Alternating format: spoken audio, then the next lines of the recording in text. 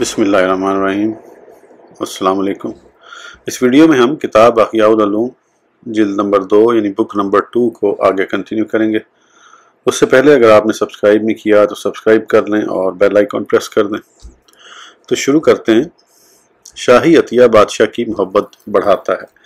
منقول ہے کہ بصرہ کے کسی حاکم نے حضرت سیدنا مالک بن دینار علیہ رحمہ کی طرف 10,000 درہم بھیجے تو آپ نے سب صدقہ کر دیے۔ پھر آپ کے پاس حضرت سیدنا محمد بن واسع رحمہ اللہ آئے اور پوچھا، اس مخلوق نے آپ کو جو دیا ہے اس کا کیا کیا؟ یعنی امیر کہنے کی بجائے مخلوق کہا تو حضرت سیدنا مالک بن دینار رحمہ اللہ نے فرمایا، میرے اصحاب سے پوچھ لیجئے، تو انہوں نے بتایا کہ سب تقسیم کر دیا۔ حضرت سیدنا محمد بن واسع رحمہ اللہ نے فرمایا، میں تمہیں اللہ عز و جل کی قسم دے کر پوچھتا ہوں کہ کیا تمہارے دل میں اس کی محبت مال بھیجنے سے پہلے زیادہ تھی یا اب زیادہ ہے؟ تو حضرت سیدنا مالک بن دینار علیہ رحمہ نے کہا اب زیادہ ہے۔ تو حضرت سیدنا محمد بن واسع رحمہ اللہ نے فرمایا، مجھے اسی بات کا خوف تھا۔ حضرت سیدنا محمد بن واسع رحمہ اللہ نے بالکل سچ فرمایا، کیونکہ جب کوئی کسی سے محبت کرتا ہے تو اس کی ہمیشگی چاہتا ہے، اس کی معذولی، مصیبت اور موت کو ناپسند کرتا ہے، اس کی حکومت کا وسیع ہونا اور مال کا زیادہ ہونا پسند کرتا ہے۔ یہ تمام ظلم کے اسباب ہیں جس کی مذمت کی جاتی ہے۔ حضرت سیدنا سلمان فارسی اور حضرت سیدنا عبداللہ بن مسعود رضی اللہ عنہ فرماتے ہیں، جو کسی معاملے پر راضی ہو اگرچہ وہاں موجود نہ ہو، وہ اسی کی مانند ہے جو موقع پر موجود ہے۔ ارشاد باری تعالیٰ ہے، وَلَا تَرْكَنُوا إِلَى الَّذِينَ ظَلَمُوا سورہ ہود ترجمہ، اور ظالموں کی طرف نہ جھکو۔ اس آیت مبارکہ کی تفسیر میں ایک قول یہ ہے کہ اس کا معنی ہے ان کے اعمال پر راضی نہ ہو۔ البتہ اگر تم اس پر قادر ہو کہ شاہی عطیہ و مال لینے سے بادشاہ کی محبت تمہارے دل میں زیادہ نہ ہوگی تو لینے میں کوئی حرج نہیں۔ چنانچہ ایک بصری بزرگ رحمہ اللہ کے بارے میں منقول ہے کہ وہ مال لے لیتے اور تقسیم فرما دیتے۔ ان سے پوچھا گیا، کیا آپ کو سلاطین سے محبت کا اندیشہ نہیں ہے؟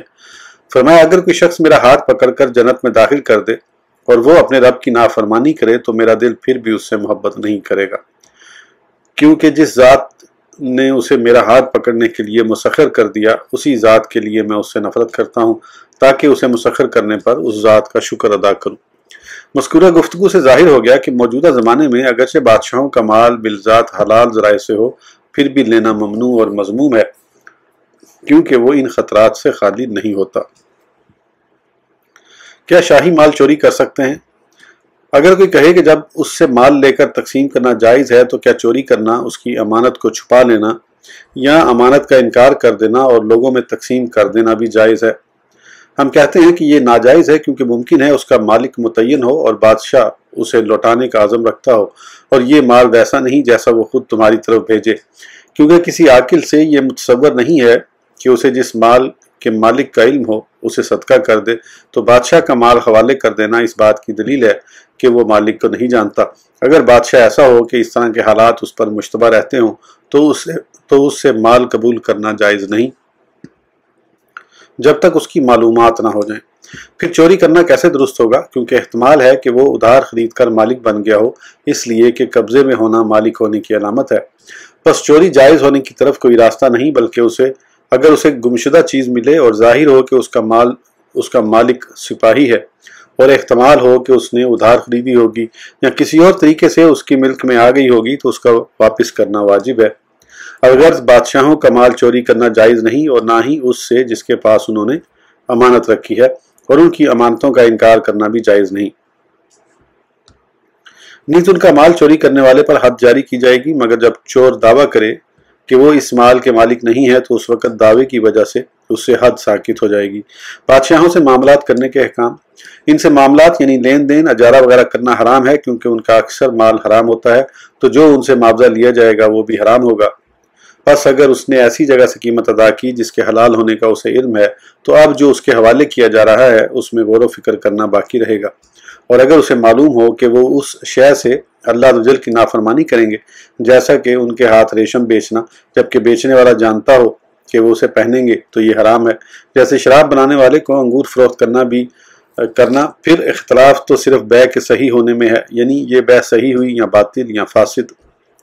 اگر یہ امکان ہو کہ بادشاہ خود ریشمی لباس پہنے گا اور یہ بھی احتمال ہو کہ اپنی خواتین کو پہنائے گا، تو یہ مکروہ سے مشابہت رکھتا ہے۔ یہ ان اشیاء کا معاملہ ہے جن کی ذات سے معصیت اور نافرمانی وابستہ ہے۔ یہی حکم ان کے ہاتھ گھوڑے فروخت کرنے کا ہے۔ بالخصوص جب وہ مسلمانوں سے لڑنے یا ان سے ٹیکس لینے کے لیے ان پر سواری کرتے ہوں، کیونکہ ایسی صورت میں اپنے گھوڑے سے گناہ پر ان کی مدد کرنا شمار ہوگا، جو کہ حرام ہے۔ بادشاہوں سے درم و دینار کے لین دین کا حکم۔ درم و دینار اور ان کی مثل وہ چیزیں جن کی ذات میں معصیت نہیں ہوتی بلکہ وہ معصیت و گناہ تک پہنچانے کا ذریعہ بنتی ہیں۔ ظالم بادشاہوں سے ان کا لین دین کرنا مکروہ ہے کہ اس میں ان کی ظلم پر مدد کرنا ہے، کیونکہ وہ عوام پر ظلم کرنے میں اموال، جانوروں اور تمام اسباب سے مدد لیتے ہیں۔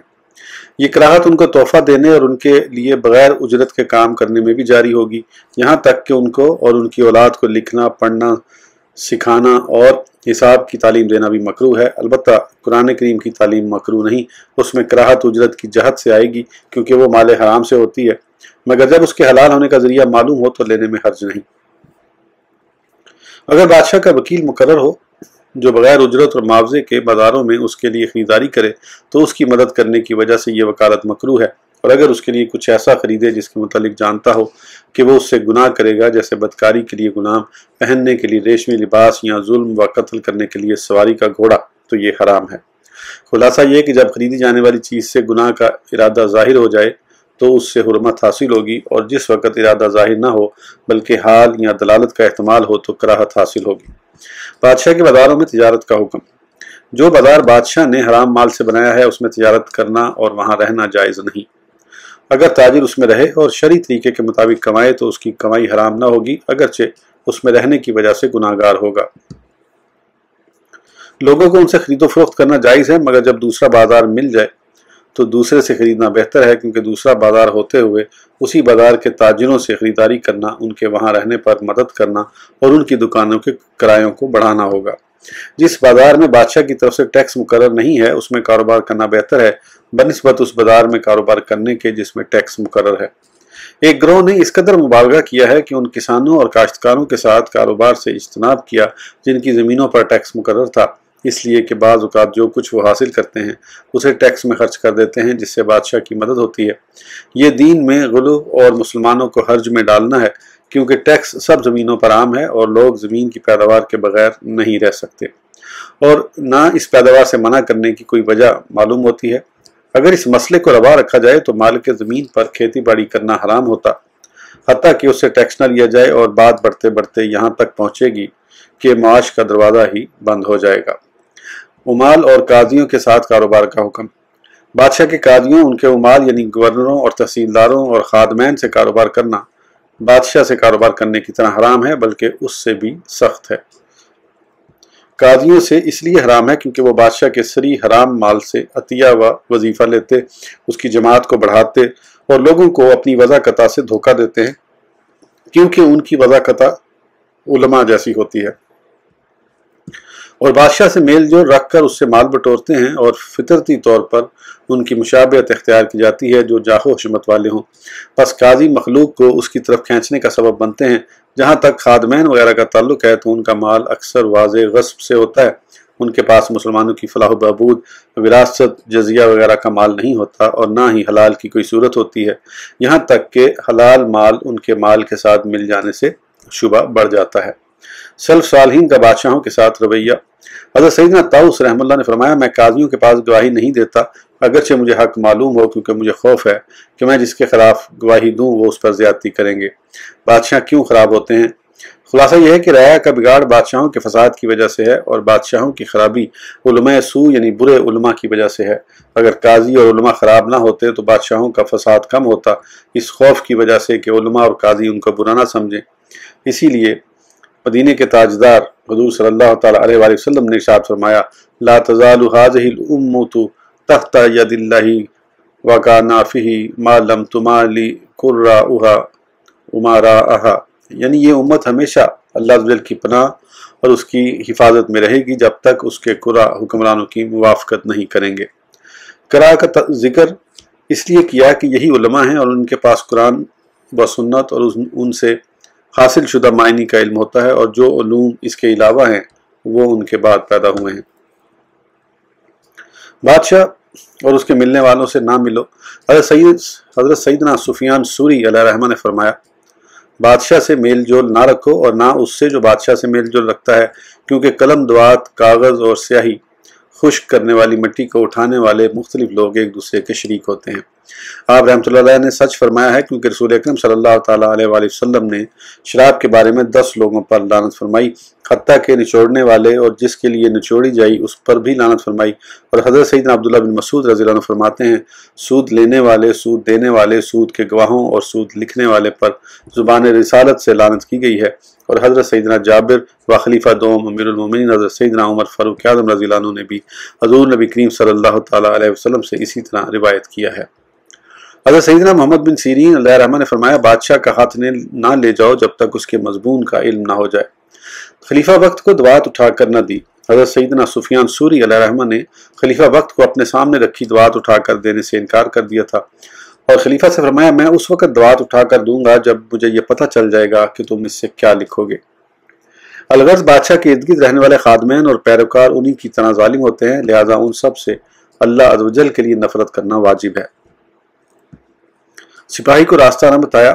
حضرت سیدنا عثمان بن زائدہ رحمہ اللہ سے ایک سپاہی نے راستہ پوچھا تو وہ خاموش رہے اور اپنا گونگا ہونا ظاہر کیا، اس خوف سے کہ ہو سکتا ہے وہ ظلم کرنے جا رہا ہو تو میں اسے راستہ بتا کر کہیں ظلم میں اس کی مدد کرنے والا نہ بن جاؤں۔ اسلاف کی بادشاہوں کے ساتھ جس قدر سختی منقول ہے، اس قدر فاسق تاجروں، جلاہوں، کپڑا بننے والوں، پچنے لگانے والوں، حمام والوں، زرگروں یعنی سنیاروں، رنگ سازوں اور دیگر پیشاوروں کے ساتھ منقول نہیں ہے۔ حالانکہ ان پر جھوٹ اور فسق کا غلبہ ہوتا ہے، بلکہ ذمی کفار کے ساتھ بھی ایسا سلوک منقول نہیں۔ ان کا ایسا سخت رویہ خاص طور پر ان ظالموں کے ساتھ ہوتا جو یتیموں اور مسکینوں کا مال کھاتے اور مسلمانوں کو ہمیشہ تکلیف دیتے اور جو شریعت کی نشانیوں اور اس کے آثار کو مٹاتے تھے۔ اسلاف کی بادشاہوں پر اتنی سختی کیوں؟ بادشاہوں پر ان کی سختی و شدت کی وجہ یہ ہے کہ گناہ کی 2 قسمیں ہیں۔ ایک، گناہ لازم کے کرنے والے تک محدود رہتا ہے۔ نمبر 2، گناہ متعدی کے کرنے والے سے تجاوز کر کے دوسرے تک پہنچتا ہے۔ فسق لازم ہے، متعدی نہیں، اور یہی معاملہ کفر کا ہے، اور یہ اللہ عز و جل کے حق میں کوتاہی و جرم ہے، اور اس کا حساب اللہ عز و جل کے ذمے پر ہے۔ جبکہ بادشاہوں کا ظلم متعدی ہے، یعنی دنیا میں پھیلتا ہے، اسی وجہ سے ان کا معاملہ شدید ہے۔ جتنا ان کا معاملہ زیادہ اور متعدی ہوگا اتنا ہی وہ اللہ عز و جل کے ہاں مستحق عذاب ہوں گے۔ لہذا واجب ہے کہ ان سے زیادہ دور رہا جائے اور ان کے ساتھ معاملات کرنے سے بچا جائے۔ چنانچہ محبوب رب صلی اللہ تعالیٰ علیہ وسلم نے ارشاد فرمایا، یقال للشرطی دا صوتک وادخل النار، یعنی سپاہی سے کہا جائے گا کہ کوڑا چھوڑ اور جہنم میں داخل ہو جا۔ حضرت نبی رحمت صلی اللہ تعالیٰ علیہ وسلم نے ارشاد فرمایا، من اشراط الساعۃ رجال معہم سیاۃ کاذناب البقر، یعنی قیامت کی ایک نشانی ایسے لوگ ہوں گے جن کے پاس گائے کی دم کی طرح کوڑے ہوں گے۔ فاسقوں کی بعض علامات، یہ ان کا حکم ہے، پھر ان میں سے جو ان باتوں سے معروف ہو اس کا تو پتہ چل جاتا ہے، اور جو معروف نہ ہو تو اس کی علامات و نشانیاں بڑا کوٹ، بڑی بڑی مونچھیں اور دیگر مشہور علامات ہیں۔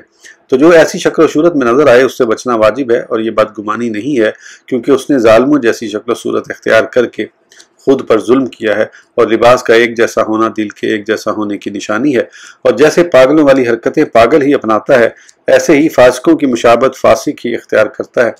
البتہ فاسق کبھی نیک لوگوں کی مشابہت اختیار کر لیتا ہے، مگر نیک آدمی کو فسادیوں کی شکل و صورت اپنانی نہیں چاہیے، کیونکہ یہ ان کی جماعت کو کثیر کرنا ہے اور اس کی ممانعتائی ہے۔ چنانچہ اللہ عز و جل ارشاد فرماتا ہے، ان الذین توفہم الملائکۃ ظالمی انفسہم، سورہ نساء ترجمہ، وہ لوگ جن کی جان فرشتے نکالتے ہیں اس حال میں کہ وہ اپنے اوپر ظلم کرتے تھے۔ یہ فرمان باری تعالیٰ ان مسلمانوں کے بارے میں نازل ہوا جو مشرکین سے مل کر ان کی جماعت کو بڑھاتے تھے۔ 40,000 نیکوکاروں کی ہلاکت۔ مروی ہے کہ اللہ عز و جل نے حضرت سیدنا یوشع بن نون علی نبینا علیہ السلام کی طرف وحی فرمائی کہ میں تمہاری قوم میں سے 40,000 نیک اور 60,000 شریر لوگوں کو ہلاک کرنے والا ہوں۔ انہوں نے عرض کی، نیک لوگوں کا کیا قصور؟ ارشاد فرمایا، وہ میرے غضب کی وجہ سے غضب نہیں کرتے اور شریروں کے ساتھ مل کر کھاتے پیتے ہیں۔ معلوم ہوا کہ ظالموں سے نفرت اور اللہ عز و جل کے لیے ان پر غصہ کرنا واجب ہے۔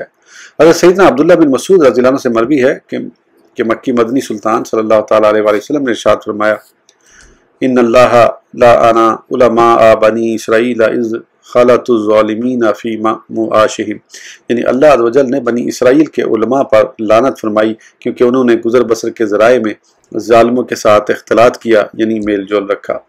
شاہی تعمیرات کے استعمال کا حکم۔